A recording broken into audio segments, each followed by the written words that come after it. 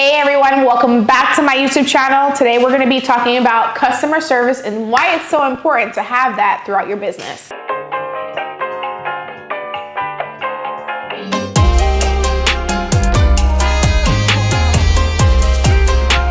So you ever been to a family barbecue before where you have your aunts, your uncles, all your cousins, you guys are having a great time talking amongst each other and just having a good old time? That's exactly how you should be delivering or portraying yourself when it comes to customer service in your business. Why? Because you want your customers to feel exclusive. You want them to feel important. And one of the reasons why is because it makes them feel like they're at home or like they're getting their mother's cooking, or they'll always relate it to something from their past or their childhood. That's a good feeling because they're building that trust with you. And even if you don't know it, they're gonna come back over and over. And the next thing you know, they're telling their friends and their family members about the great experience that they had with you, and your business grows from there. Along with exclusivity comes rewards. I don't know if you've ever been to Chick-fil-A before, or if you've gotten your nails done, just a whole bunch of different things that people do when it comes to their business is offer rewards. Now you can do a point system, or you can do something to where they have a little card, you stamp it, and after so many orders, they get a free so-and-so, right? So they do that in a lot of places, things like Chick-fil-A, Target, Walmart. There are so many different places that offer rewards and points to help you feel like, wow, I'm doing something and I'm getting something in return from the business. And that makes them feel exclusive. So doing something like that can definitely help you not only with sales, but also building that client base for your customers. Now that we've discussed exclusivity and hospitality, let's discuss speed. Now we know as a food truck owner, yes, you do have to be fast because naturally you're a fast food restaurant. And even if you're in a food truck event or if you're parked somewhere, no matter what, it's considered fast food. So yes, speed is important, but also precision is even more important. You never want to mess up somebody's order because that's something that's extremely frustrating. And sometimes when you're on a fast-paced environment, people don't have time to come back and fix their order. This has happened to me and I hate when the order gets wrong. So 3 ways in order for you to verify that the order is correct and that you don't deliver the wrong stuff is by repeating the order to the customer. Then once it's finalized and you submit that ticket, you verify with the plate in the ticket that it all matches. And then the third part to that is repeating the name and the order out loud so that the customer can verify that's what they ordered.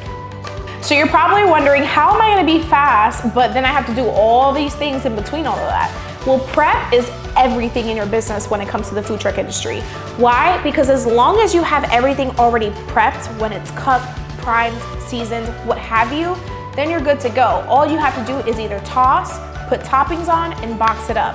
But this all varies on what you're serving. If there's things like fries and chicken wings, all that stuff, you wanna make sure it's seasoned, you have your salt ready, you have your what have you. Everything has to be ready and on the go. So when it comes to prep, yes, speed is important, but prepping your kitchen the way it needs to be is extremely crucial to your business because it's what's gonna help you speed up the process, but also be efficient in that process. So let's say we've already broken down and verified the order. From the moment you receive the ticket and you prep the food, there's a station that should be next to it, which is typically a table or a sandwich prep table, depending on what you're serving. So things like hot dogs, you would imagine you have ketchup, mayo, mustard, and you can have all your condiments there and prepare it yourself, or you can have it outside.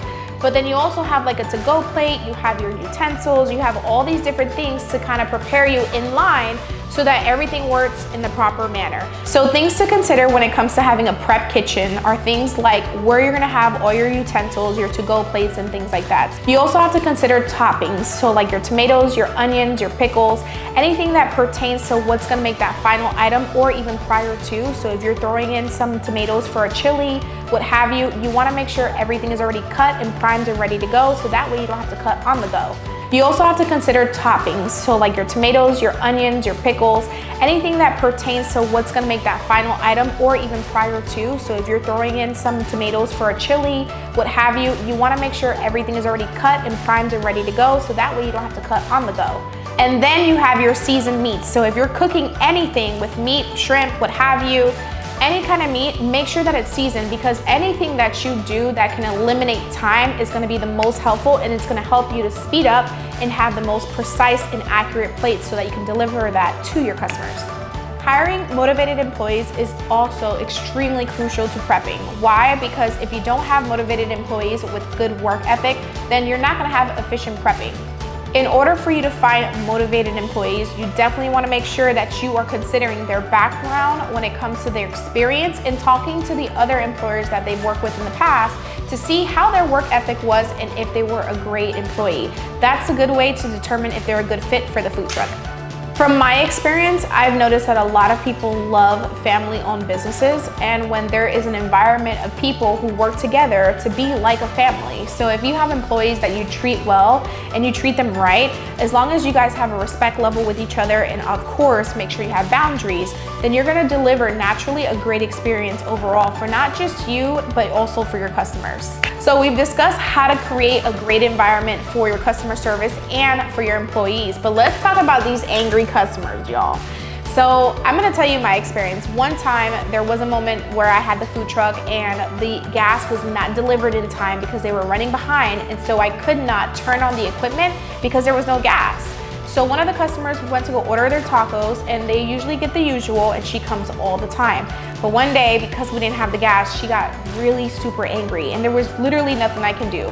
Customers like those, sometimes you just kind of have to resolve the issue if you can, but if they no longer want to come back because of something that you could not control, you just kind of have to let it go. But in a situation like that, you can always offer a free taco for the next visit, a free drink, or a discount for their next visit because of the inconvenience. You always want to show sympathy when it comes to a customer because they're angry and all they want is comfort and to feel like they're exclusive, which is something we discussed earlier on. So keep that in mind. Now, granted, customers are not always right, and as crazy as that may sound, it's true because we have customers that can be very disrespectful to us or to our employees, and we don't want that kind of environment, nor should we be allowed to accept it. So keep that in mind when it comes to trying to resolve the issue. If they just simply don't even want to resolve the issue with you, you don't have to step down or stoop lower to their level. It's just a matter of keeping everything professional and moving on. So the key with customer service is to always prioritize your customers, make sure you have a great staff, and make sure that you're providing quality over quantity. Overall, everything matters when it comes to the customers and what they want for their experience, and all they want is a great experience. So just focus on that, but don't ever take any bullshit. Thank you everyone for watching my YouTube video. If you love this video, make sure you click that like and subscribe button so in the future you can check out all my other videos.